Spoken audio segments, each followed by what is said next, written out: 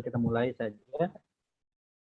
Perkenalkan, nama saya Hanif dari The Local Universe Education. Jadi memang fokus banyaknya di bidang edukasi atau yang suka buatin kurikulum atau mungkin merancang framework atau bagaimana menentukan materi-materi dan konten-konten. Khususnya pada sesi sore hari ini, saya akan bercerita tentang apa yang telah TLE Edu lakukan, yaitu tadi sesuai dengan judulnya adalah membekali para pemandu perubahan. Ini saya suka banget dengan judulnya, pemandu perubahan, karena memang kenapa TLE Edu ini banyak fokus ke anak-anak muda. Kalau kemarin mungkin sudah mendapatkan sesi dari TLE Riset atau TLE Community and Product Development yang memang lebih banyak berkesempatan untuk berinteraksi dengan masyarakat umum. Nah, kalau di TLE Edu ini memang khusus untuk anak-anak muda.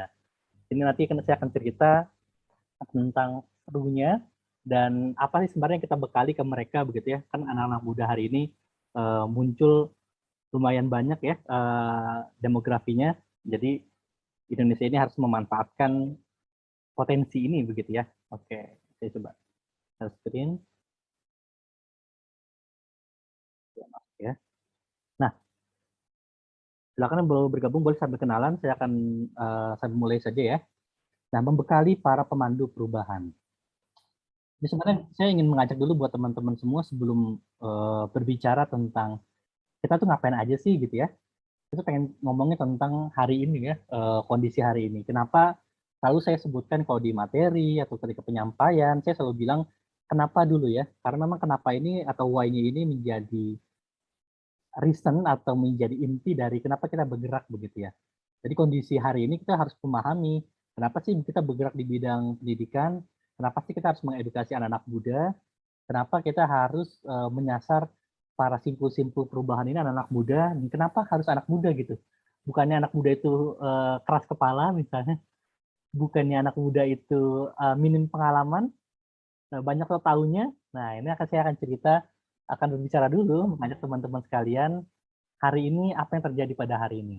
Ya. Jadi kalau kita baca hari ini, skill-skill yang dibutuhkan pada kondisi hari ini dan di masa mendatang, atau tren-tren yang terjadi pada hari ini, itu terus mengalami perubahan. Teman-teman sadar nggak sih kalau mungkin di sini ada yang mahasiswa ya, atau mungkin pernah mahasiswa ya, atau pernah muda lah ya. Jadi teman-teman ngerasa nggak sih kalau dulu kayaknya belajarnya nggak sekompleks hari ini begitu ya. Saya pernah ketemu dengan salah satu teman saya yang adiknya itu di SD itu sudah belajar tentang aritmatika, matematika rumit begitu, yang harusnya berusia teman ketika SMP gitu ya. Nah itu kan artinya memang hari ini skill-skill cara belajar kita itu terus mengalami perubahan. Dan kenapa berubah? Dan pertanyaan berikutnya adalah kenapa? Apakah dibutuhkan? Kan jadi saya mikir ya, dibutuhkan nggak sih kita belajar matematika misalnya pas lagi zaman SD gitu? Atau ketika saya kuliah dulu dengan sekarang, kalau kurikulumnya kok sama terus gitu ya? Padahal katanya hari ini berubah terus. Ya itu kan jadi pertanyaan yang kemudian memancing, benar nggak sih pembelajaran atau skill yang kita butuhkan di hari ini kita dapatkan itu dibutuhkan di masa mendatang. Nah ini saya ingin berbicara agak jauh sedikit tentang dari, mungkin ada yang pernah dengar World Economic Forum, ini disebutkan tahun 2022 ya, tahun 2022, ini katanya ada pertumbuhan skill-skill yang dibutuhkan oleh kita. Kalau kita bicara di tahun-tahun sebelumnya itu terus berubah ya, jadi dia buat riset terus dari tahun 2015 sampai 2020 dan akhirnya sampai kemudian hari ini tahun 2022 ya. Tahun 2022 itu dianggap butuh skill-skill seperti ini. Nah, saya mau tanya dulu nih buat teman-teman, boleh open mic ya. Kira-kira teman-teman kalau ngebaca nih skill outlook-nya ya tahun 2022, apakah ada yang sudah dimiliki atau ada yang kayak Kak, saya lagi belajar ini begitu ya. Boleh dong saya mau tanya-tanya ya. Kang Firman, alumni Saya Bisa angkatan 1 tahun 2021. Siap, terima kasih Kang. Oke, saya mau tanya nih buat teman-teman. Nah, oke, saya coba ini ya. Kak Eka nih. Ini Mas Mbak Eka. Halo, saya mau tanya dulu. Sapa-sapa aja ya. Apakah bersama kita? Halo, Oke. Halo. Oke, kayaknya Mas atau Mbak Eka ini tidak bergabung bersama kita ya, lagi ada kendala. Ini ada Mas Riki Septono. Halo Mas Riki. Oke, apakah bergabung bersama kita? Oke, tampaknya banyak yang sambil mengerjakan tempat lain ya, nggak apa-apa. Di sini ada Mas Lutfi nih. Mas Lutfi, halo Mas Lutfi. Iya, halo Kak. Oke, kalau ngelihat dari yang ditampilkan tahun 2022 nih, skill-skill yang dibutuhkan tahun 2022, kira-kira Mas Lutfi ini sudah menguasai yang mana nih, begitu ya? Waduh, bahasanya berat ya Kak ya. Karena memang edukasi ya. Oke. Di sini ada tentang cara berpikir yang analytical, terus kreativitas, ada cara mencari problem solving yang kompleks begitu ya. Nah, eh, buat teman-teman semua mungkin ini dianggap mungkin wah kok 2021 belum beres nih, pandemi belum beres-beres, tapi kok ini udah ngomongin tentang skill-skill dibutuhkan tahun 2022 begitu ya. Kayaknya berat banget ya, memang kondisi hari ini ya kita dibutuhkan skill-skill ini ya di pandemi yang belum selesai-selesai begitu ya, dan kemudian juga ilmu-ilmu hari ini begitu banyak, deras sekali informasi-informasi yang hadir. Makanya ini kita pernah mengenal namanya 21st century essential skill ya begitu ya. Nah, ini ada dari bisa dibaca dari diagramnya. Ini dari sisi knowledge-nya, dari skill dan karakternya. Nah, setidaknya ini bukan untuk dikuasai semua ya. Jadi kalau buat saya ini kalau kita kuasai semua cukup mabok juga ya. Tapi kemudian ini setidaknya menyadarkan kita bahwasannya oh ternyata hari ini dengan dunia bergerak begitu cepat dan arus informasi yang begitu deras ya kan, tsunami digital yang menerpa kita di semua sektor, ketidakpastian kondisi hari ini dengan pandemi, dengan masa depan begitu ya, atau mungkin kemarin Jeff Bezos baru meluncurkan ya, dia berada di apa space ya, ada di ruang angkasa selama beberapa menit begitu ya. Artinya kemajuan-kemajuan teknologi yang hari ini terus berubah dan memperbaharui diri, ya kan? Kita semestinya menyadari kalau oh iya saya harus banyak belajar nih, saya butuh banyak mengupgrade, dan kemudian setelah banyak mengupgrade saya bisa berdampak apa untuk masyarakat di luar sana begitu ya. Ini untuk menyadarkan kita semua kalau memang hari ini banyak hal yang harus kita pelajari, dan jangan lupa untuk kemudian menjadi bermanfaat. Nah, berbicara tentang bermanfaat ini ada kutipan dari mentor saya Kang Dwi. Beliau bilang bahwasannya pergeseran dari profesi ke peran itu hal yang pasti. Artinya apa? Ini menyangkut dengan tren yang terjadi di anak-anak muda hari ini ya. Nah, banyak nggak sih mungkin teman-teman ngerasa dirinya, atau mungkin teman-teman dari adik-adiknya atau mungkin sepupunya gitu ya yang masih masih mahasiswa sekarang tuh kalau ditanya mau jadi apa, bukan lagi kayak zaman-zaman anak-anak dulu ya yang dibilang mau jadi dokter, insinyur gitu ya, atau mungkin tentara, menjadi Polri begitu ya. Tapi sekarang tuh berpikir, oh saya mau ngebuat inovasi ini, saya pengen bikin gerakan apa. Jadi lebih banyak ke peranan-peranan.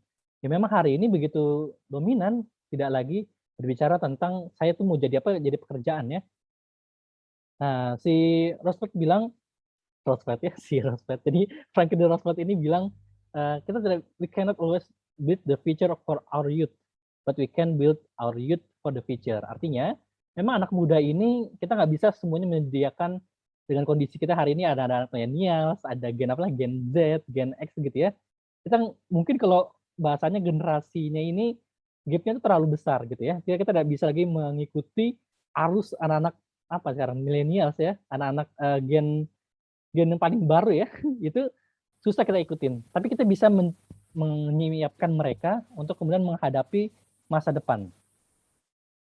Nah, saya mau cerita, mungkin sebelumnya di sini teman-teman adakah yang punya pengalaman serupa berbicara terkait pengembangan anak-anak muda di daerahnya, Karang Tarunanya, atau pemuda di desanya, atau buat gerakan di mahasiswanya, di teman-teman mahasiswa, boleh dong cerita di kolom chat atau mungkin open mic juga boleh. Silakan, di sini ada teman-teman yang hadir ya. Ada Mas Oki Reza. Saya ingin menyapa dulu Mas Oki Reza. Halo Mas Oki Reza. Oke, tampaknya ada kendala ya. Baik, ini saya tanya mungkin buat teman-teman boleh cerita di kolom chat ya. Oke, ada yang bilang baru sholat, izin sholat sebentar Kang Hanif, di Padang baru masuk sholat asar. Oke, siap sambil menyimak ya. Nah, ini kalau kita bicara tentang perubahan sosial, maka kemudian penting kita punya ada satu teori ya, teori of change gitu ya, teori perubahan yang kemudian bisa kita manfaatkan untuk merancang kira-kira kita ingin buat perubahan seperti apa ya. Nah, ini juga bisa digunakan ya atau mungkin direplikasi oleh teman-teman semua, bagaimana merancang sebuah perubahan sehingga benar-benar bisa digunakan dan diaplikasikan dan bermanfaat. Nah, ini di sini kalau kita ngelihat, kita berbicara dari challenge and opportunity-nya, kira-kira kita punya hambatan apa. Jadi kalau anak muda hari ini, dia itu kan dia suka dengan hal-hal yang kebaruan, terus inovasinya itu bergerak begitu cepat, ya, kita tidak bisa menghentikannya. Kemudian, mudah bosan juga anak-anak muda zaman sekarang, dan pengen yang serba instan, bukan instan ya, maksudnya pengen sesuatu yang segera kelihatan hasilnya begitu ya.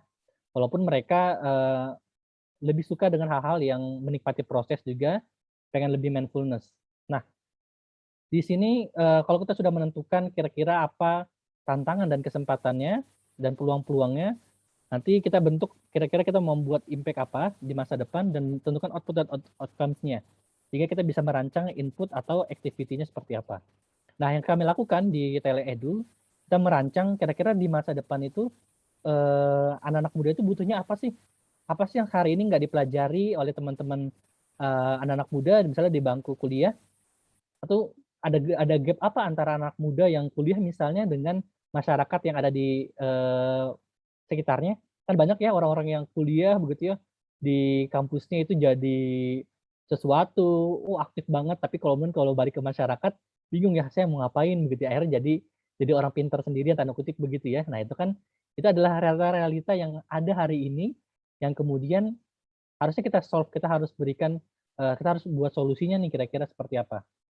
Nah, kemudian setelah itu nanti kita buat output dan outcome-nya seperti apa.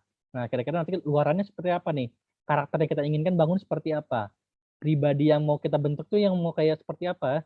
Nah, itu bisa berkaca tadi pada riset-riset yang dilakukan oleh World Economic Forum misalnya atau dan sebagainya, itu banyak banget.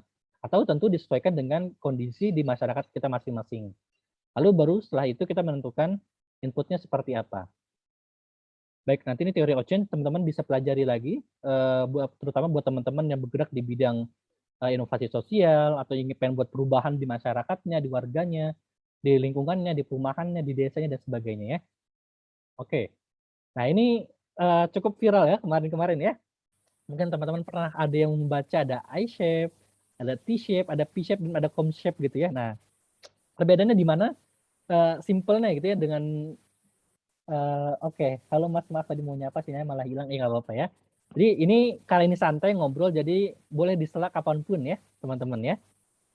Oke, ini ada berbagai macam perspektif atau mungkin kalau saya bilang kategori ya, kategori bagaimana seorang pembelajar itu mengidentifikasi dirinya lah seperti itu ya. Jadi kalau orang-orang yang kemudian dia punya fokus di bidang tertentu begitu ya, dia biasanya akan banyak punya expertise atau keahlian di satu bidang gitu ya.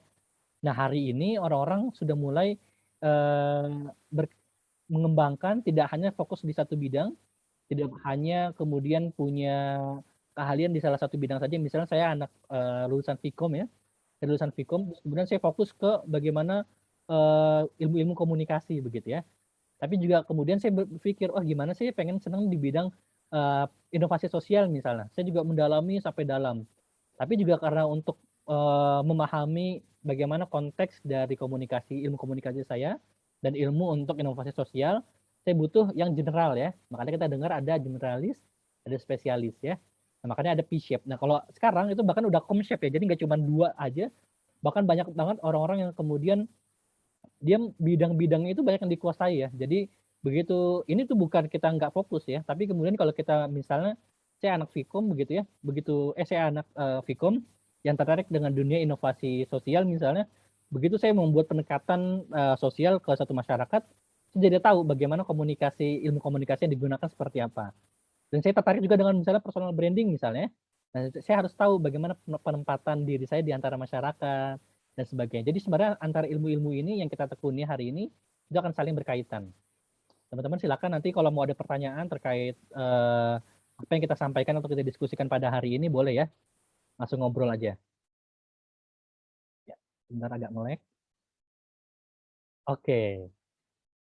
Nah, ini ada pengembangan program pengembangan anak-anak muda.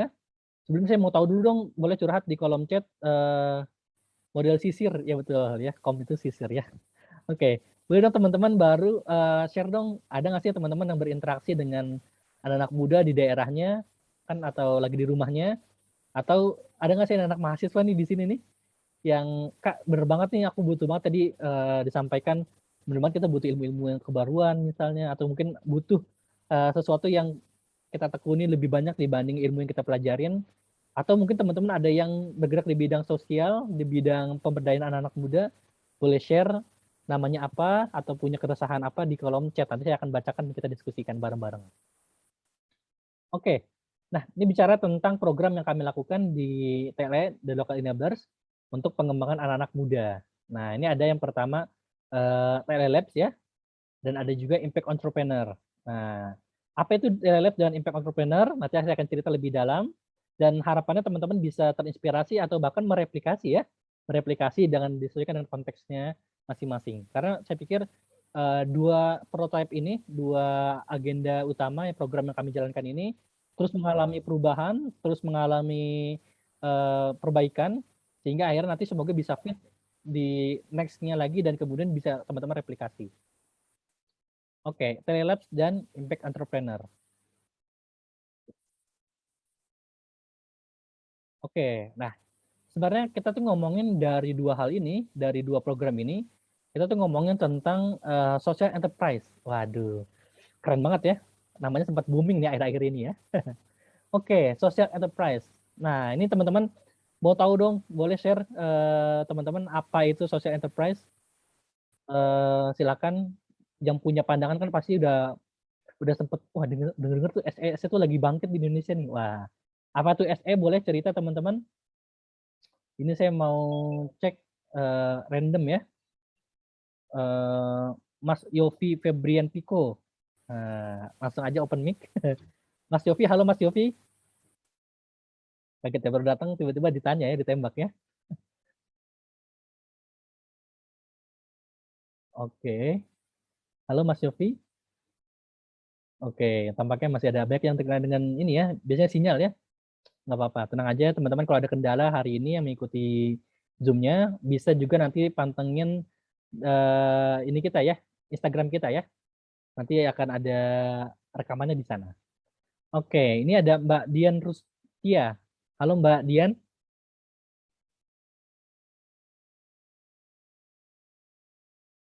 Oke, kayaknya masih ada kendala juga. Boleh teman-teman di kolom chat ini, ini juga ya. Silakan apa yang teman-teman tahu tentang SE ya, Social Enterprise ya. Pengusaha yang berfokus pada penyelesaian isu-isu sosial, Mas Lutfi dari Cirebon. Wah, mantap, bener J. Nah, gitu ya kalau orang Cirebon ya. Oke, di sini bener banget. Nanti kita lihat deh, kira-kira bener apa enggak jawabannya ya. Oke, kenapa social enterprise, saya ingin bicara dulu sebelum nanti pengertiannya seperti apa, karena ini saya ambil dari berbagai sumber ya. Ini juga dari materi-materi yang saya dapatkan juga selama ini. Jadi memang survei-survei dari lembaga ini di dunia ya, kelihatan yang bukan lembaga-lembaga Indonesia ya. Ini 20% terkait ada peningkatan pendapatan oleh perusahaan-perusahaan yang dia melakukan CSR. Nah, dan faktanya 75% millennials bersedia menurunkan pendapatan untuk perusahaan yang lebih bertanggung jawab. Artinya dia lebih senang untuk nggak apa deh kita nggak dapat duit 100 juta tapi 75 jutanya buat keuntungan, tapi 25 jutanya untuk misi-misi sosial deh gitu ya. Dan ada 64% CEO yang percaya bahwasannya program-program berkelanjutan adalah hal yang fundamental dari strategi bisnis. Ini juga ada menarik ya, 84 konsumen percaya bahwasannya perusahaan perlu meningkatkan kegiatan sosial. Jadi artinya bisnis-bisnis yang kemudian tadi kalau bahasanya Mas Lutfi mengedepankan isu-isu sosial hari ini begitu diminati dan menjadi ketertarikan serta concern yang luar biasa baik itu di levelnya CEO, di levelnya pemilik bisnis, begitu ya, di levelnya anak-anak milenial, dan konsumen juga berpikir bahwasannya bukan lagi berpikir perusahaan-perusahaan yang meningkatkan atau punya misi sosial, tidak hanya fokus pada keuntungan itu adalah hal yang seksi begitu, hal yang menarik, hal yang terlihat lebih menguntungkan. Pada akhirnya nanti ketika misalnya dia memilih produk membandingkan suatu produk, sekarang itu udah mulai zamannya orang mikir, wah kalau misalnya beli sampo ini dia ternyata mendukung isu kesehatan di bidang apa misalnya gitu ya. Oh kalau yang ini cuman berpikir profit doang. Nah biasanya bisnis-bisnis yang punya atau concern dengan isu-isu sosial atau punya misi sosial biasanya itu lebih diminati oleh konsumen. Nah buat teman-teman yang hari ini adalah para pemilik bisnis, nah ini boleh dipikirkan ya. Kira-kira saya bisa menyertakan isu sosial di mana di bagian bisnis saya. Oke, beli J. Oke, sip. Lanjut. Nah, kalau dari katanya pengertian dari UK ya, kalau dari SE di UK itu, social enterprise adalah business are changing the world for the better. Jadi memang hari ini SE itu perubahan-perubahan yang ada di inovasi-inovasi sosial dilakukan para SE di UK itu sangat berpengaruh sekali terhadap perubahan sosial, memberikan dampak yang begitu signifikan terhadap masyarakat. Kalau kita berkaca pada pengertian dari Kemenkop UKM ya, kalau nggak salah itu saya pernah baca definisi wirausaha sosial adalah mereka pebisnis yang kemudian mengalokasikan 50% setidaknya dari profitnya untuk misi-misi sosial atau mungkin aspek-aspek sosial dalam rantai manfaat atau rantai bisnisnya begitu ya. Nah, sebelum kita bahas tentang kenapa itu SE dan apa kaitannya dengan dua program yang tadi sudah saya sampaikan dari dari Impact Entrepreneur dan juga Telelabs. Nah, boleh teman-teman sharing juga. Mungkin ada pertanyaan dulu sebelumnya. Silakan, saya mau buka sesi pertanyaan dulu. Kalau nggak ada juga saya akan lanjut lagi. Oke. Silakan teman-teman, apakah ada pertanyaan terkait SE ini yang sedang booming hari ini? Oke. Kayaknya mau disimpan di akhir ya. Oke, nggak masalah. Nah, berikutnya. Bentar, agak nge-lag. Nah, ini ada social entrepreneurship atau wirausaha sosial. Nah, ini kenal ya di sebelah kanan ini siapa ya? Yang sudah berumur ini ya? Ya, ini adalah Muhammad Yunus ya. Tahu kan? Itu Oh, nggak siapa? tahu. Ini kakek saya bukan, ini Muhammad Yunus ya, yang terkenal dengan inovasinya ya. Nanti teman-teman bisa searching banget kenapa Muhammad Yunus ini menginspirasi dunia sosial, wirausaha sosial terutama di dunia dan akhirnya menjadi banyak inspirasi anak-anak muda untuk menggerakkan bisnis sosial di daerahnya juga masing-masing. Nah, kewirausahaan ini adalah menggabungkan kewirausahaan dengan tujuan sosial. Nah, ini ada social entrepreneurship, banyak sekali sekarang ini saya banyak banget dapat permintaan diskusi ya, jadi banyak banget diskusi. Anak-anak muda ini banyak banget yang tertarik dengan wirausaha sosial. Artinya apa?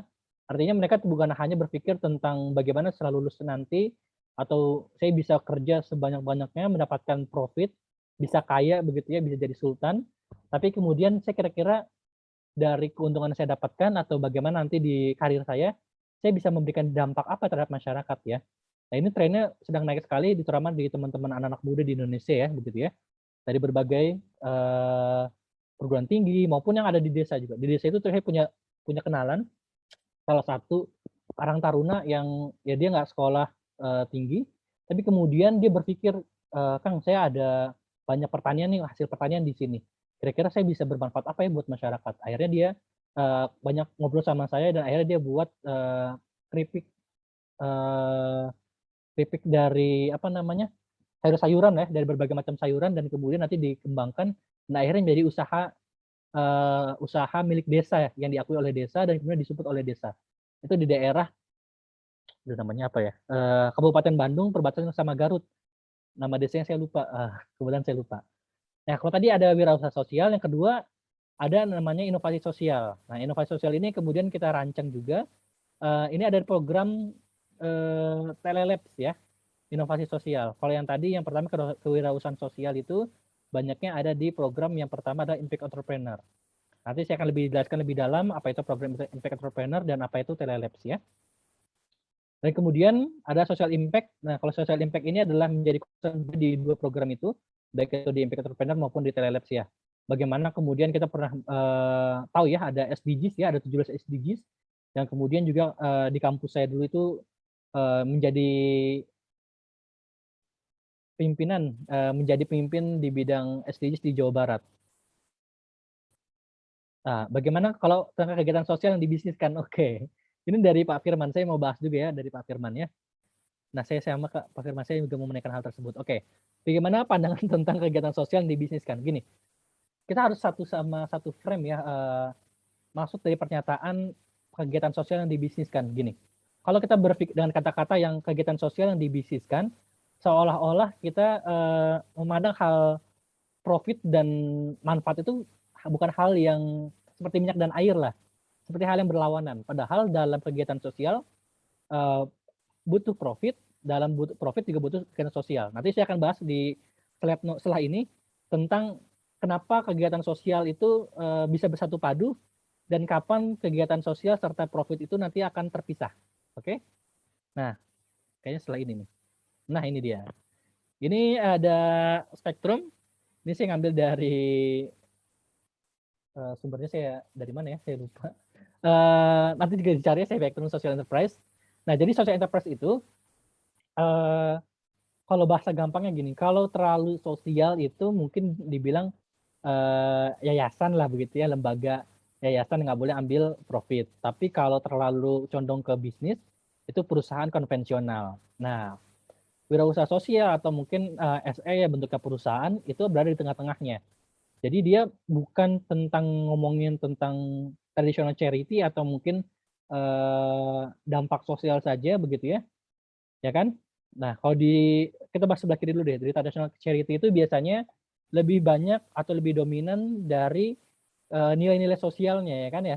Yayasan-yayasan yang dia pengen membantu tunanetra misalnya, atau yayasan-yayasan yang membantu menghubungkan para pendonor plasma kovalen dengan orang-orang yang membutuhkan misalnya, warga bantu warga dan sebagainya. Itu banyak yang ngomongin tentang social value. Artinya memang dia fokus untuk bagaimana meningkatkan kebermanfaatan. Bagaimana kemudian dia bisa fokusnya ke dunia sosial aja. Nah, di sini kalau orang-orang yang di sebelah orange ini itu biasanya dan seharusnya dia nggak ngambil keuntungan dari programnya dia, tapi dia akan mendapatkan sumber pendanaannya atau sumber bahan operasionalnya itu dari sumber-sumber dana lain. Saya kenal salah satu lembaga amal ya, lembaga kemanusiaan di Indonesia yang sangat terkenal sekali. Mereka itu saking menjaga karena mereka berdiri untuk misi sosial ya. Mereka donasi-donasi yang diberikan disumbangkan itu 100% diberikan kepada para refugees, jadi para pengungsi, pada korban dari kemiskinan, bencana dan sebagainya. Nah, mereka hidupnya dari mana? Jadi mereka buat bahasanya proposal lain lah untuk mendanai operasional mereka. Jadi bukan untuk dari donasi yang diberikan. Nah, jadi makanya kalau dibilang ada nggak sih bagaimana pandangan terkait kegiatan sosial yang dibisniskan? Nah, kalau dia menasbihkan dirinya atau mendeklar dirinya sebagai perusahaan, sebagai lembaga sosial, harusnya dia nggak ngambil profit. Nah, tapi kalau dia, nah sebelah kanan ini ada ya, orang-orang tradisional bisnis lah, yang dia kemudian dia profit oriented ya, pasti ya. Kalau dia punya keuntungan itu nanti diputar lagi untuk menghasilkan keuntungan-keuntungan lagi, sehingga bisnisnya berjalan begitu ya. Nah, kalau orang yang kemudian pengen di social enterprise atau kemudian wirausaha sosial tadi atau mungkin inovasi sosial, dia di tengah-tengah, ya kan? Dia itu keuntungan yang didapatkan, profit yang didapatkan itu dia diinvestasikan lagi untuk model bisnisnya atau mungkin rantai usahanya. Kalau yang ini satu lagi ngomongin tentang ke beneficiaries atau penerima manfaatnya. Nah, beneficiaries ini itu akan luas sekali. Boleh jadi dia misalnya ibu-ibu tunanetra yang jadi ngepakin produk makanannya misalnya, atau dia punya program yang sifatnya sosial gratis untuk anak-anak muda atau mungkin buat lansia dan sebagainya gitu ya. Itu bebas. Tapi kemudian keuntungannya sebagian diinvestasikan kembali ke misi sosialnya. Oke. Berikutnya. Nah, ini dari Kang Dwi ya. Ini seperti saya sampaikan tadi, bisnis sosial itu nanti ketika dapat profit, dia akan diberikan kepada visi sosialnya atau misi sosialnya untuk memberikan dampak dan perubahan di masyarakat atau ke beneficiaries yang ditujukan, atau satu lagi nanti sebagian diinvestasikan kembali untuk menjalankan roda bisnisnya. Oke. Izin bertanya, boleh? Gerakan-gerakan sosial. Saya ingin bertanya Kang Hanif, punten baru bisa join. Siap, nggak apa-apa Kang. Untuk sosial SE yang didahulukan, apakah profit dulu atau benefit dulu? Kalau profit dulu bedanya apa dengan perusahaan yang konvensional dan yang mendapatkan profit? Bedanya apa dengan yang TSR begitu ya? Nah, jadi kalau dibilang didahulukan, ini kalau saya bilang malah bahasanya apa ya? Balancing ya. Karena nggak bisa kita dahulukan, misalnya dapat duit 100 juta nih. Oh ya udah, ini karena misalnya biasanya dapat duit 1 miliar, tapi karena lagi pandemi cuma dapat duit 100 juta, ya kan? Kemudian dia berpikir, kita harus mengedepankan beneficiaries kita gitu ya. Ya udah 90% kita berikan kepada beneficiaries kita. Nah, sulit, ya kita nggak bisa bertahan. Kalau kita nggak bisa bertahan, ya roda kebermanfaatannya hilang gitu kan ya. Cuman beres di hari ini aja misalnya gitu ya. Tapi kalau misalnya akhirnya berpikir, ya udah 90% atau mungkin 55% buat kita deh, 40% itu buat beneficiaries. Ya akhirnya kan jadi kita nggak punya mengesampingkan beneficiaries kita. Jadi buat saya adalah bagaimana balancing. Balancing itu seperti apa? Kita bagi proporsional. Oke, untuk program yang sifatnya beneficiaries ini karena kita punya concern di bidang ilmu kesehatan, ini cukup urgent. Kita support berapa persen dari profit kita. Tapi kita juga harus hidup. Karena kenapa? Ya untuk menghasilkan profit lagi untuk dikembalikan kepada beneficiaries lagi. Jadi buat saya bukan soal mana yang didahulukan atau mana yang diutamakan, tapi kemudian balancing. Kalau misalnya kita pernah dengar mungkin namanya triple P ya, bottom line ya, triple bottom line, 3P, 3P, people, planet, profit. Nah itu tuh balancing. Nah itu sebenarnya tantangan buat kita, buat orang-orang yang bergerak di bidang SE gitu ya, atau mungkin wirausaha sosial atau mungkin inovasi sosial, gimana caranya bisa balancing di ketiganya. Jadi ke profitnya dapat, ya kan, nggak mati, terus kemudian ke masyarakatnya itu juga memberikan dampak gitu ya. Terus tapi juga buat ke lingkungan atau mungkin ke dunia ini juga harus jalan juga. People, planet, profit. Oke. Nah, oke, saya berbicara tentang tadi ya dua program utama yang kami lakukan dari The Local Enablers, yaitu Telelabs dan juga Impact Entrepreneur. Nah ini adalah outputnya. Kita punya psikogram, jadi ada 100, ada 55 plus 100 ya.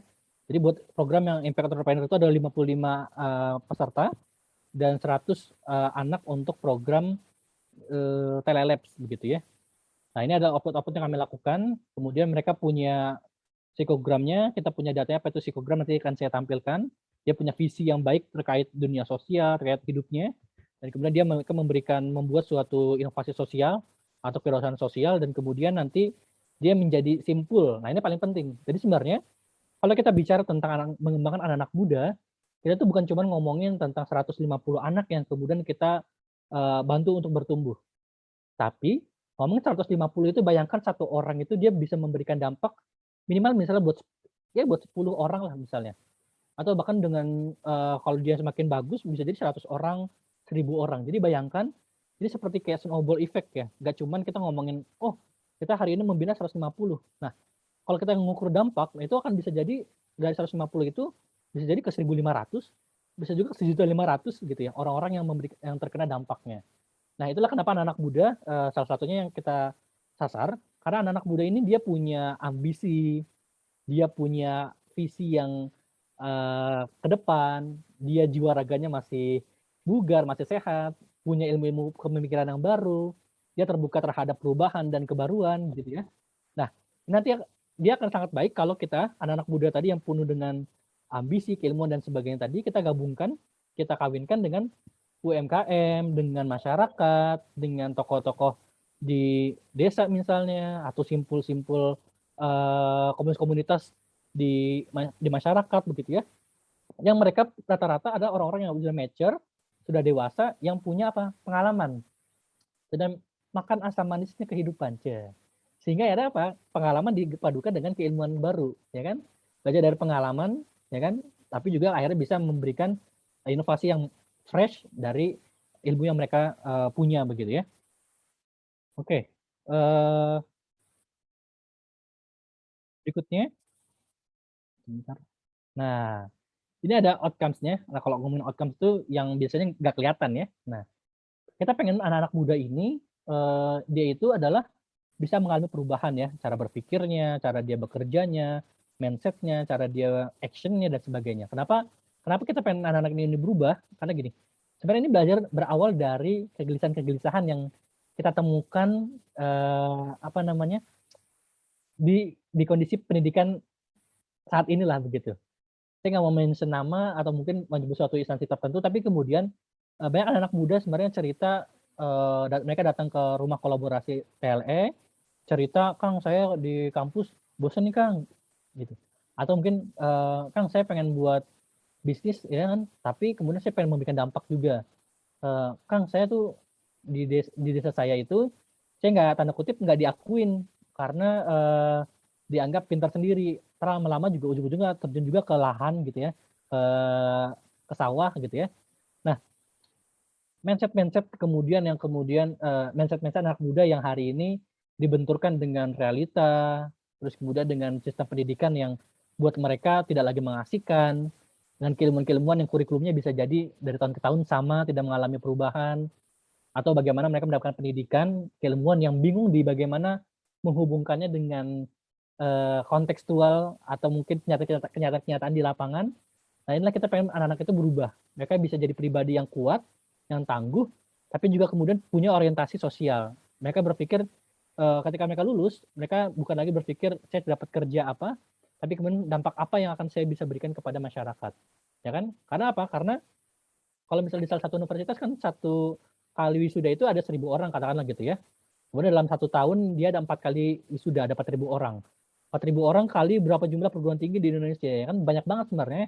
Jadi kalau semua orang berpikir, banyak anak muda yang berpikir bagaimana menciptakan perubahan, bagaimana dia bisa bermanfaat buat masyarakat, bayangkan indahnya Indonesia ya di masa mendatang. Yang katanya tahun 2030 mengalami bonus demografi. Itu anak-anak mudanya itu banyak banget kan, jumlah angkatan mudanya itu lebih banyak, lebih dominan dibanding angkatan-angkatan mature dan angkatan-angkatan muda di bawah muda gitu ya. Atau 2045 ketika Indonesia mengalami masa emas ya kan 100 tahun kemerdekaannya. Ya kan Indonesia bisa mengangkat yang hari ini kemarin baru turun ya jadi negara miskin katanya ya. Siapa tahu itu bisa mengangkat karena apa? Anak-anak mudanya itu pada berpikir saya harus bisa mandiri, saya bisa kuat, saya bisa punya pemikiran yang bagus, dan saya juga bisa punya dampak buat masyarakat. Bayangkan makin banyak orang-orang yang seperti itu, saya yakin Indonesia masa depannya cerah. Menggantikan para politikus kita, menggantikan orang-orang yang sudah mature, yang sudah terkekang dengan konsep-konsep lama, pemikiran-pemikiran lama, mereka hadir dengan konsep yang baru, yang fresh, yang berdampak buat masyarakat. Oke. Nah, ini framework-nya, ini kurikulum buat pendampingan. Jadi ada 5 tahapan, 5+1 tahapan development proses yang kemudian kami ambil, kami replikasi menjadi kurikulum pendampingan anak-anak ini gitu ya. Dari mulai tahapan aksi, jadi kalau tahapan aksi itu mereka fokus ke hal yang fundamental. Ngomongin apa ya? Ngomongin cara berpikir, skill-skill untuk misalnya public speaking, ya kan? Bahasa Inggris yang bagus begitu ya. Manner apa? Attitude begitu ya. Terus punya visi yang jelas begitu ya. Tahu dia mau hidupnya mau dibawa arah kemana begitu ya. Kemudian kita minta mereka untuk menemukan value, mencari pembedanya, baik itu value dalam diri maupun value dalam inovasi sosialnya maupun value dalam bisnisnya. Kemudian nanti akan ada momentum pivot, akan ada perubahan yang sudah punya gerakan sosial nanti akan menemukan bisnis model gitu ya, model organisasi yang paling bagus begitu ya. Atau bisa jadi dia udah menemukan, wah saya tuh jaga ngomong, kayak saya bisa buat konten TikTok nih yang bermanfaat begitu ya, buat orang-orang banyak misalnya. Oh saya suka masak nih, saya bisa buat bikin gimana anak-anak yang orang-orang yang masyarakat bisa mengakses, bisa merasakan gizi yang enak tapi nggak mahal misalnya gitu. Jadi mereka akan mikir bagaimana menemukan passion-nya di bidang apa dia ingin bermanfaat buat masyarakat. Lalu kemudian kita rawat di keberlanjutan, nanti ada di kami itu ada program-program yang dijalankan maupun juga ada usaha-usaha yang mereka jalankan sehingga akhirnya mereka terbentuk pribadi yang tangguh, yang dia mindset-nya sudah bagus, skill set-nya aman, gitu ya bagus, mumpuni, kemudian dia punya orientasi sosial, pergerakan sosialnya sudah mulai bisa divalidasi ke masyarakat, Sehingga kemudian ketika ada perubahan-perubahan, dia bisa menyesuaikan konteksnya dengan masyarakat. Atau ketika ada misalnya ada pandemi hari ini, dia sudah oke, dia sudah bisa mereplikasi dalam konteks atau bidang yang lain, atau bahkan mereka bisa menginspirasi anak-anak muda yang lainnya untuk terus bergabung. Nah, ngomong replikasi ini, sebenarnya Telelearning Day dan Sharing Day hari ini ada bentuk replikasi kami, gimana kemudian apa yang telah kami lakukan ini bisa menginspirasi teman-teman semua, sehingga nanti bisa sharing lebih lanjut dan kemudian bisa replikasi semangat kita. Oke, cepat saja karena waktunya juga ini ya. Oke, siapa orang-orang ini? Teman-teman kita ini yang ikutan dari program ini adalah ada 55 anak, mereka itu anak-anak yang berprestasi, ya kan? Tapi juga sebagian besar itu adalah anak-anak yang apa bahasanya? Membutuhkan lah dengan ekonomi kondisi ekonomi yang menantang begitu ya. Sehingga banyak sekali yang cerita-cerita di desanya itu bahkan cuma sendiri yang orang-orang yang kuliah. Mereka adalah para penerima manfaat bidik misi, tapi mereka walaupun kondisi ekonominya itu menantang, tapi mereka nggak putus harapan. Dan mereka orang-orang pintar. Mereka tuh berpikir, Kak, aku pengen nanti beres dari kuliah ini, pengen balik ke kampung, Kak. Ngapain? Aku pengen bermanfaat, aku pengen buktiin ke masyarakat kalau anak-anak yang kuliah itu bukan akhirnya ngelamar di kota dan akhirnya hilang gitu ya. Gitu. Ini 55 anak yang luar biasa, mereka punya resilience yang luar biasa. Dan untuk program Telelabs itu ada 100 orang mahasiswa terpilih dari berbagai perguruan tinggi di Indonesia. Nah, kalau 55 anak ini memang fokus kita di Bandung Raya waktu itu. Kenapa di Bandung Raya? Karena program kita itu ada yang apa namanya? Ada yang di kelas dan ada juga yang langsung di lapangan begitu ya. Kalau 100 orang ini memang rata-rata di daring, program-program kita daring dan pemantauannya mentoring secara online karena memang kondisi yang hari ini kita memang tidak bisa mobilisasi lebih jauh. Tapi kemudian 100 orang ini terdiri dari berbagai perguruan tinggi di Indonesia. Yang kemudian dari 150 ini seperti saya sampaikan di awal, mereka bisa punya apa ya? Dampak yang luar biasa. Jadi kalau kita hitung dampaknya, rencana dampak dari mereka itu bisa sampai 1.500, 15.000, 1.500 atau 15 juta begitu ya masyarakat. Nggak apa-apa, namanya mimpi harus tinggi ya. Jadi jatuhnya masih di bintang-bintang kata Soekarno. Oke, waktu personal development. Nah, ini ada hal yang penting kami lakukan. Jadi di program anak IE itu kita bekerja sama dengan teman-teman psikologi. Jadi kalau teman-teman punya nih akses terhadap teman-teman yang dari psikologi atau mungkin teman-teman dari baik itu lembaganya atau mungkin mahasiswanya dan sebagainya ya, lulusan-lulusan psikologi mungkin bisa dibantu juga lulusan S2 psikologi. Kira-kira gimana kita bisa buat personal development? Artinya apa? Kemarin itu anak-anak itu ketika mereka ikutan program, mereka itu kita tes dulu. Kan kalau misalnya di program-program kampus misalnya itu kan yang dites itu kan IQ, bukan IQ, apa namanya IPK ya. Nah tapi kalau di sini kita tes itu kita minta sama teman-teman psikologi, kira-kira bagaimana sih kondisi ideal dari seorang wirausaha sosial. Akhirnya mereka dia buat tuh, oh kondisi idealnya itu yang warna kuning nih, kondisi standar lah gitu ya. Nah kemudian akhirnya mereka kita buat psikotes dan akhirnya muncul nih. Misalnya di sini ada Ina ya. Ina ini misalnya relasi sosialnya ini sudah pas lah. Dia bisa bergabung dengan banyak orang, dia bisa bersosialisasi dan sebagainya. Tapi dari penyelesaian masalahnya dia itu masih kurang, dia itu masih di angka 2,5 misalnya. Padahal harusnya seorang wirausaha sosial menurut psikologi itu harusnya ada di angka 4 misalnya dan sebagainya. Nah setiap ini kenapa dikatakan personal? Karena memang nanti setiap hasil dari pemetaan awal ini kita buat suatu kurikulum yang kemudian ketika mentoringnya atau mungkin ketika kita nge-mix antar satu URD dengan URD lain itu kita lihat oh si A itu kerjasamanya sudah bagus tapi dia kurang di relasi sosial nih. Berarti dia harus digabungkan dengan anak-anak yang relasi sosial seperti ini. Oh dia daya juangnya lemah nih. Oh berarti kita harus support di bidang apa? Di bidang dia motivasinya, begitu kan? Dibesarkan hatinya dan sebagainya. Oke, sebelum berlanjut, mungkin boleh yang mau open mic? Boleh tanya langsung nih Mas Oki Reza, boleh pertanyaannya? Boleh langsung open mic aja. Sore Kang. Oke, sore Mas Reza. Ya, makasih banyak Kang. Mas Reza apa Mas Oki nih? Oki aja. Oki, oke. Iya. Ya. Menarik banget Mas, tadi apa yang udah disampaikan. Jadi memang saya beberapa kali ada ya ikut dalam program pengembangan masyarakat yang memang kesempatannya lebih ke sektor peternakan. Nah, dari beberapa kegiatan yang sudah saya lakukan gitu ya Mas, eh, belum ada kesempatan di mana saya bisa mengembangkan anak-anak muda di sektor peternakan karena memang kebanyakan pada apa ya, nggak suka kali ya, jadi kayak belum bangga menjadi seorang peternak begitu. Nah,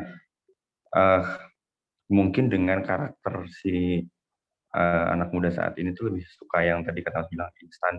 Di dalam apa ya, di yang saya tangkap memang ketika membangun sebuah farm atau peternakan itu kan cukup berat.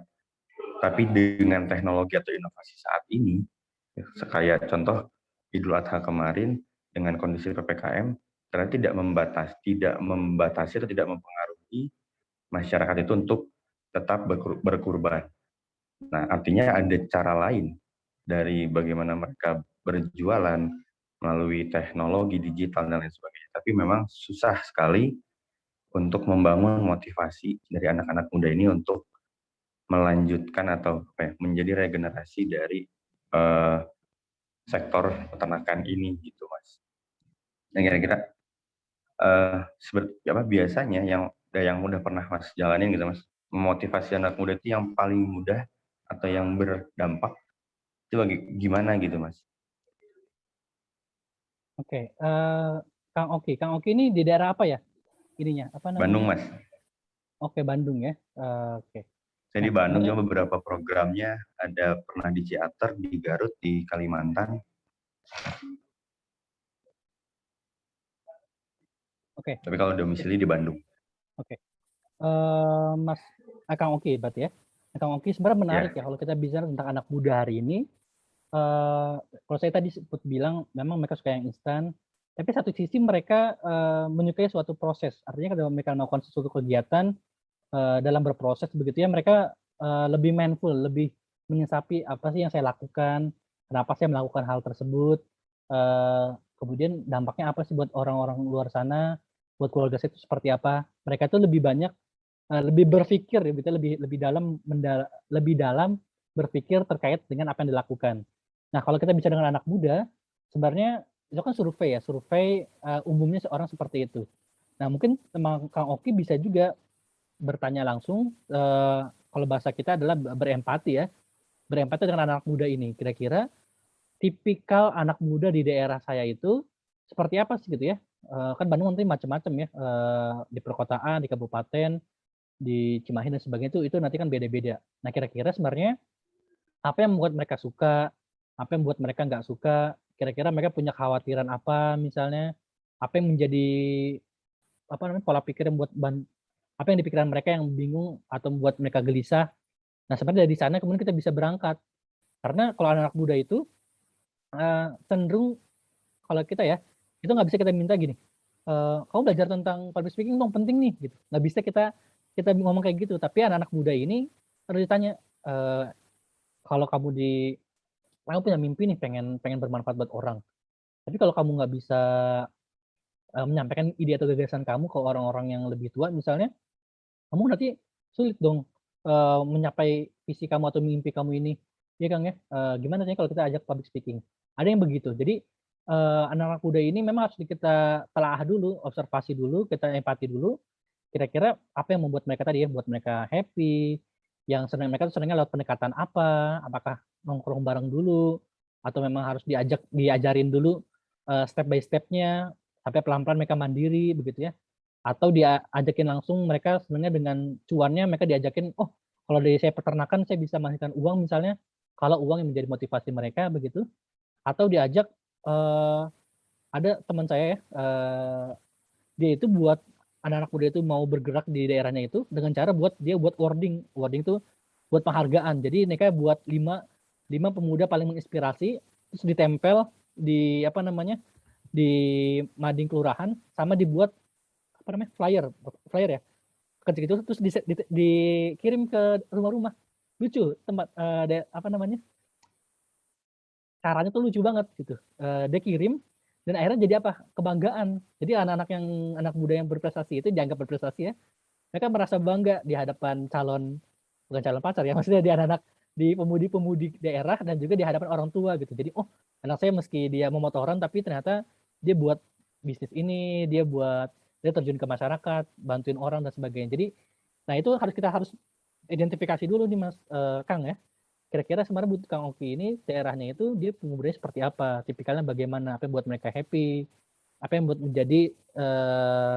buat mereka gelisah dan sebagainya. Nah, bisa jadi mulainya dari sana karena pendekatannya beda banget. Saya pernah satu forum dengan Mas Angga, namanya Mas Angga, nanti mungkin teman-teman bisa cari. Dia itu kalau nggak salah di daerah Jawa ya, entah Jawa Tengah atau Jawa Timur, nanti saya akan coba cari lagi. Mas Angga ini dia itu buat peternakan anak-anak muda. Dia bisa dibuat peternakan di anak muda. Nanti saya coba searching ya, semoga di akhir sesi saya ingat namanya. Mas Angga ini dia buat peternakan dan isinya anak muda dan orang-orang tua gitu ya. Dan mereka berhasil gitu. Nanti coba saya ingat dulu, saya recalling memori dulu siapa. Artinya siapa tahu bisa jadi teman-teman bisa kontak juga atau mungkin bisa cari kisahnya mereka ya. Gitu Kang Oki. Paling penting adalah memahami mereka. Karena nggak bisa kita pakai berdasarkan survei, oh surveinya anak muda di Bandung seperti ini. Nah, karena nanti setiap orang akan beda-beda. Oke, lanjut lagi. Gitu Kang Oki, nanti kalau ada pertanyaan langsung di chat aja ya. Oke, nah ini persebaran URD-nya kita dari yang teman-teman kita lakukan ini dari mulai Aceh sampai ke Mataram ya. Wah, ini ada dari Lombok Timur ya. Kalau yang biru-biru ini titik-titik pemberdayaan kita. Tapi yang kuning-kuning ini adalah anak-anak muda yang kemudian kita bantu ya. Ada 28 universitas, 16 kota kabupaten, dari 150 URD. Nah, kalau Telelabs ini ada profil lulusannya. Jadi kalau dari Telelabs ini kita berpikir bagaimana anak-anak muda ini bisa berkontribusi di masyarakat dengan bidang yang mereka pilih masing-masing.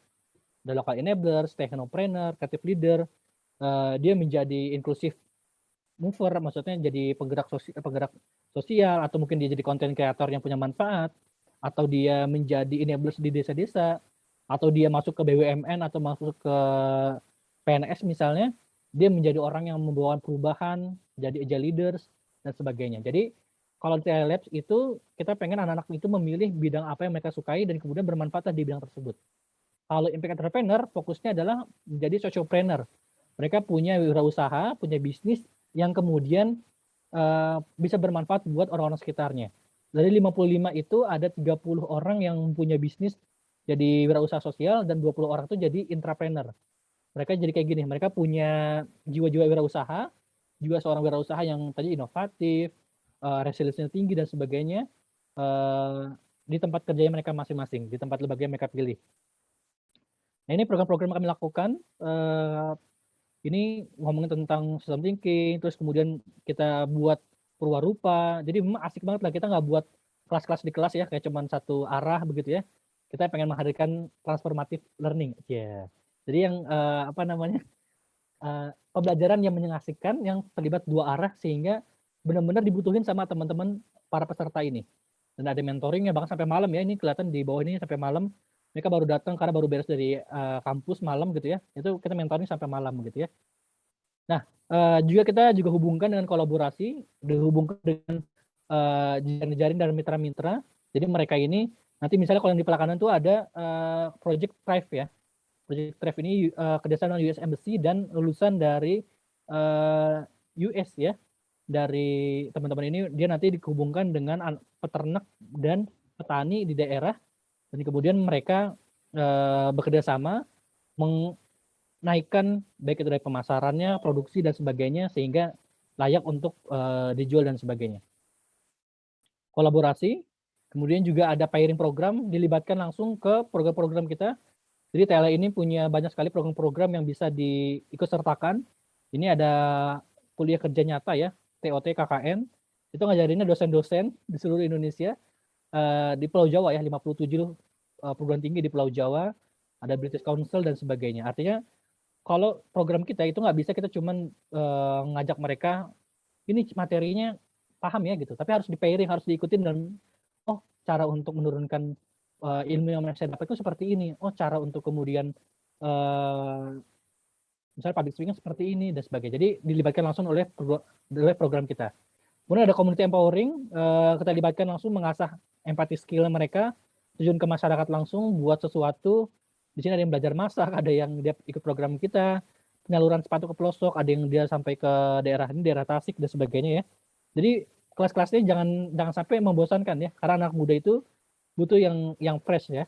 Nah ini contoh-contoh produk-produk mereka yang setiap produk itu dia punya value, dia punya nilai unggul, dia punya kekhasan gitu ya.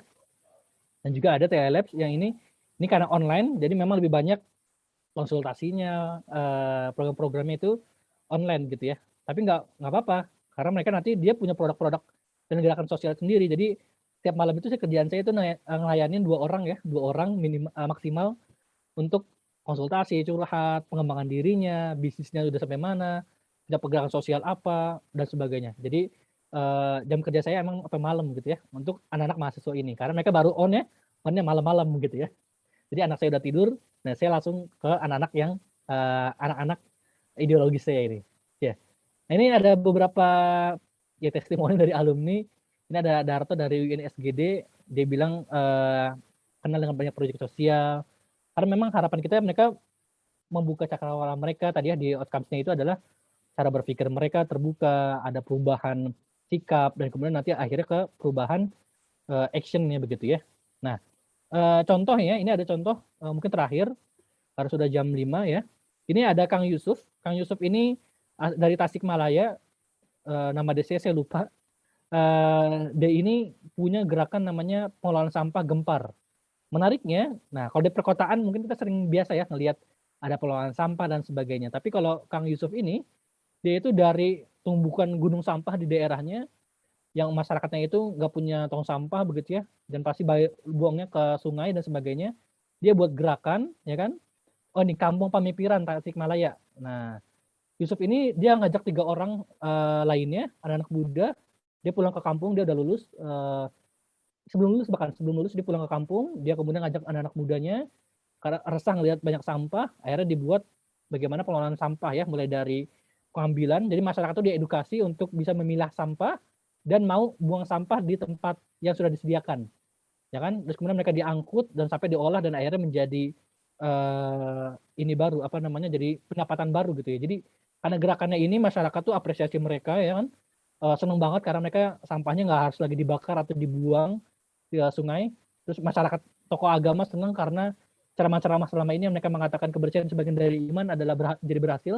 Dan tokoh-tokoh desanya itu senang karena anak-anak muda yang tadinya 3 orang sekarang jadi 30 orang, bergantian pakai shift. Mereka itu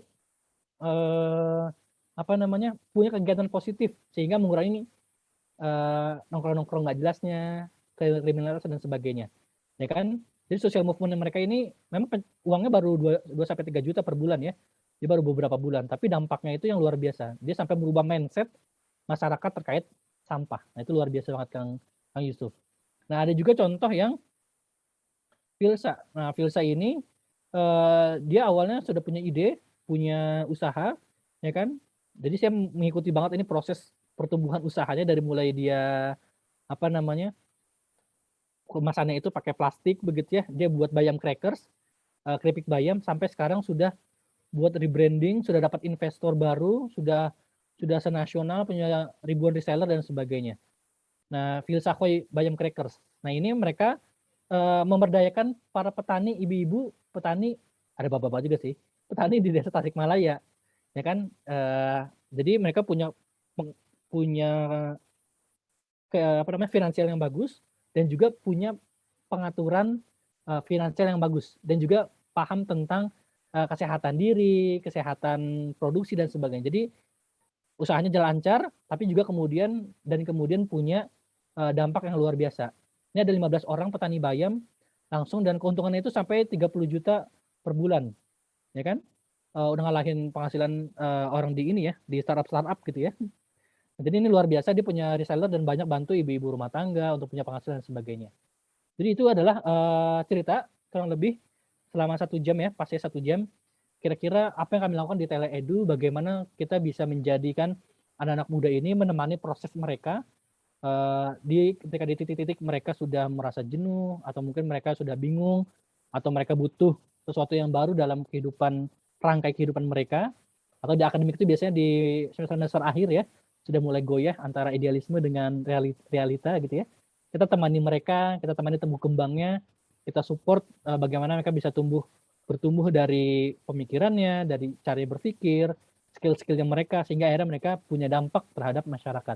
Sehingga harapan kita dari 150 anak yang kita bantu secara terdata ini bisa menghasilkan banyak sekali dampak-dampak di masyarakatnya yang bisa mungkin tadi kayak Yusuf dia bisa di 350 orang ya kan, atau mungkin tadi Filsa dia bisa sampai 500 orang reseller, bisa sampai berapa belas tadi petani-petani gitu ya.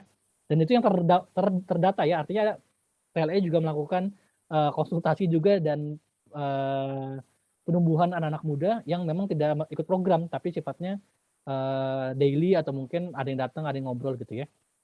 Oke, itu mungkin saya ingin sampaikan teman-teman sekalian.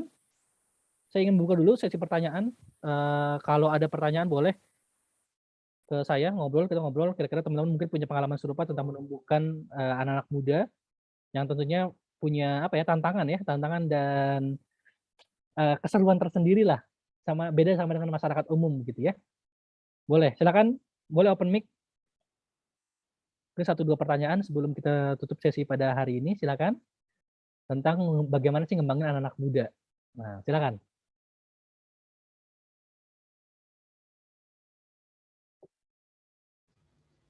Kayaknya udah pada ngerti semua ini Kang Hanif. Iya, sakit sibuk ini ya. Mungkin tadi saya ngomongnya agak cepat juga ya karena memang waktunya juga terbatas. Jadi silakan nanti pantengin nanti di YouTube kita dan di Instagram kita, bisa di recall lagi memorinya pertanyaannya ya. Ini ada yang nanya nih langsung ya. Kenapa dari Krisis ya? Kang, boleh cerita dong Kang tantangan dari ngembangin anak muda yang tadi kata Kang adalah banyak yang keras kepala. Oke, kayaknya kesannya anak muda ini banget ya, rebel banget ya, enggak ya. Jadi gini, kalau kita ngembangin anak-anak muda, pada pengalaman kita ini ada anak-anak mahasiswa ya, kita memang ada plus minusnya. Artinya memang ada tantangan dan ada ininya, ada opportunity-nya ya. Dari tantangannya itu memang anak-anak muda ini dia butuh sesuatu yang fresh, dia butuh sesuatu yang hal yang baru, sesuatu yang up to date begitu ya. Nah, mereka itu kalau misalnya kita ngasih tahu tentang ilmu tentang branding misalnya. Ilmu tentang branding itu bisa didapatkan dari YouTube dan sebagainya. Tapi konteks bagaimana menerapkan ilmu branding itu dalam usaha mereka, dan mereka itu butuh mentor. Artinya apa? Artinya kita selalu harus memberikan sesuatu yang hal yang baru atau konteks-konteks yang nggak didapatkan di materi-materi kuliah gitu. Atau mereka itu teman-teman anak-anak muda ini, dia tuh selalu haus dengan mencoba. Nah, bagaimana kemudian kita tuh bisa menyediakan, mengalokasikan dari program kita yang sifatnya jangan cuma satu arah, tapi ada sesi-sesi bagaimana mereka bisa terjun ke lapangan, bisa memvalidasi ide yang mereka miliki, bisa menerapkan ilmu-ilmu yang mereka dapatkan begitu ya. Dan juga memang mereka gampang beberapa gampang bosen. Gampang bosen itu bukan karena mereka nggak punya resilience, tapi gampang bosen itu karena tadi mereka haus dengan ilmu yang kebaruan dan sebagainya. Dan mereka juga ada beberapa teman-teman yang karakter tuh beda-beda banget gitu. Kalau di masyarakat, misalnya kita datang ke salah satu desa, mungkin agak seragam ya gitu ya. Karena masyarakatnya sudah terbentuk, budaya sudah terbentuk, rata semua, kesehariannya udah mirip-mirip gitu ya. Tapi kalau misalnya kita ke mahasiswa, itu tuh macam-macam banget. Ada yang dia itu orang kemudian, ada yang dia butuh banyak banget pengakuan dan penghargaan, ada yang orang dibilang hayu aja langsung gerak gitu ya, dan macam-macam. Nah, itu jadi keuntungan juga. Nah, keuntungannya adalah kita tuh bisa ilmu-ilmu yang kita berikan, kita share, dan ketika kita sharing tentang pengalaman, itu tuh tektok dua arah. Enaknya gitu. Kalau ke mahasiswa itu karena mereka punya pertanyaan-pertanyaan nih, curiosity, atau mungkin juga mereka punya ya tadi pertanyaan-pertanyaan yang mengganggu, Kang, tapi kalau kayak gini di kenyataannya kayak gini, Kang. Kang, kalau misalnya saya ngerasain kok bisnis saya malah begini, Kang. Jadi kita nggak punya satu rumusan formula yang pasti untuk ngembangin anak-anak muda ini, karena mereka memang punya karakter dan titik start yang beda-beda. Nah, ini seru banget ya memang. Jadi akhir dari sesi hari ini mungkin ya, kalau nggak ada pertanyaan lagi, ini sebenarnya adalah bagaimana kemudian saya mengajak buat teman-teman yang memang punya concern di bidang sosial, mari kita alokasikan untuk melibatkan anak-anak muda dalam program kita, dalam proyek sosial kita, dalam bisnis sosial kita. Karena kenapa mereka menjadi, buat saya mereka ada leverage point. Kalau mungkin teman-teman mungkin kemarin belajar tentang system thinking ya di Selasa kemarin, ini ada leverage point, artinya ada titik sentuh yang unik, yang menantang, tapi juga menguntungkan. Menguntungkan dalam hal apa? Karena tadi kita seperti berinvestasi terhadap masa depan. Dan anak muda ini mereka punya harapan, mereka punya ambisi, sehingga kita suntik positif dalam kita suntik hal-hal positif pada masa tumbuh kembang mereka. Di masa depan mereka akan punya visi yang bagus, mereka sudah matang, pribadinya sudah oke, mindsetnya bagus, skillnya udah makin mumpuni, sehingga akhirnya dampak sosial itu akan makin cepat. Beda saya misalnya kita fokus ke satu desa gitu, misalnya ada 25 orang ibu-ibu di PKK, cakupannya akan segitu begitu. Tapi kalau misalnya anak muda yang tadi ya kita kumpulkan dari berbagai daerah, dia akan bisa menyebarkan paham-paham ini, positif-positif ini ke lingkungannya, dan juga menginspirasi anak muda lainnya untuk bergerak. Dan ini kenyataan di tele itu kita ngajarin satu orang, kemudian besoknya dia datang lagi bawa 5 orang misalnya begitu ya, gitu ya. Oke, mungkin itu dari saya buat sesi pada sore hari ini. Semoga bisa bermanfaat, dan saya pikir pasti nggak cukup waktu kita 1 jam untuk sharing-sharing. Makanya saya sengaja buat penasaran supaya nanti kita bisa kontak saya ya. Buat teman-teman yang mau kontak saya kasih nomor saya di 0851 551 44364. Mau kolaborasi, mau ngobrol-ngobrol, sharing-sharing, dan bahkan saya bisa belajar dari teman-teman semua. Boleh dihubungin saya, kita ngobrol santai. Kalau ada waktu saya akan bahas cepat, tapi kalau lagi hektik mungkin saya akan pending dulu. Tapi pasti akan saya akan bahas gitu ya. Karena saya pengen belajar juga dari teman-teman. Karena pasti kalau di daerah masing-masing teman-teman pasti berbeda-beda. Sekali lagi di 0851 551 44364. Sekian dari saya. Oke, boleh. Saya ketik aja kali ya di ini ya. Di sini. Oke, nih 0851 551 44364. Cantik banget kan nomornya. Ya. Boleh di-save? Oke, udah ya sama Mbak Nita. Terima kasih banyak. Sampai jumpa di kesempatan berikutnya, kolaborasi berikutnya. Jangan pernah lelah berproses, terus belajar dari manapun, karena kita bisa mendapatkan ilmu, pengalaman, hal yang bermanfaat dari siapapun dan kapanpun. Terima kasih, selamat sore. Assalamualaikum warahmatullahi wabarakatuh. See you teman-teman. Terima kasih Kakak Hanif. Terima kasih teman-teman yang udah datang. Kembali lagi, kalau mau kontak Kang Hanif, silahkan dari Instagramnya juga boleh, dari nomornya juga tidak apa-apa. Teman-teman, kita akan bertemu lagi di Selasa depan ya, di waktu dan link yang sama. Sampai bertemu, sehat-sehat terus ya. Nah, terima kasih Kang Firman, Kang Dwi, Kang Teh Ina, Kak Eka, Mas Riki, Kang Miftah Pasuruan, Kang Oki, Teh